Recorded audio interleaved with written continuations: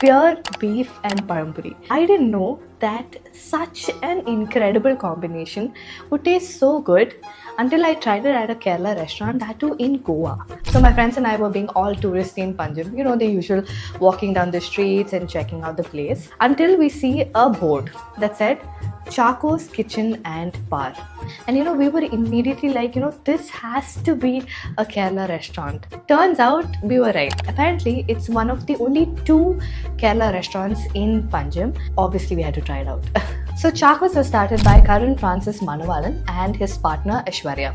So I was speaking to Karan and he told me how he always had a dream of opening a restaurant, but he never really took the leap. So during the lockdown, Karan and Aishwarya found themselves in Goa stuck for a very long time, and they absolutely loved the place. They loved it so much that they decided, you know, why not start a restaurant? No, why not fulfill his dream of opening a restaurant in Goa itself? And just like that, Chaco's was born, which was a tribute to Karan's Amuma and the recipes he grew up with.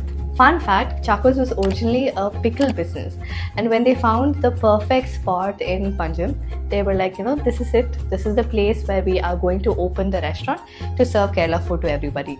So first up, we had the BTF. You already know that this one's a classic. One bite in and we were like, this feels like home. And then came the beef roast and paramburi, and we had it with beer. And who would have thought that this combo would slap so hard? And then the real showstopper, Amuma's special pork roast with raw banana. So good. We had all of these as touchings, but if you want to go like full Kerala mode, then obviously they have the option of pairing it with parota or appam. Here's where it gets interesting. They serve some bomb-ass cocktails. So we had the Kandari Passion, that's tequila, passion fruit and Kandari chilies. Then came Eleni rum, which is coconut water and white rum. I remember drinking it and all I could think of was, if Goa had a signature Kerala cocktail, this would be it.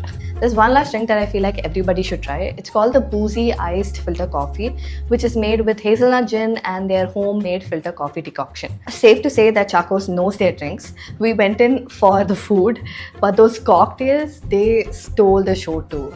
So if you ever find yourself in Panjim, Goa, and you're craving a little bit of Kerala, Chaco's is a spot for you. Great food, very cozy ambience, and amazing cocktails. So yeah, go check it out and let us know what your thoughts are.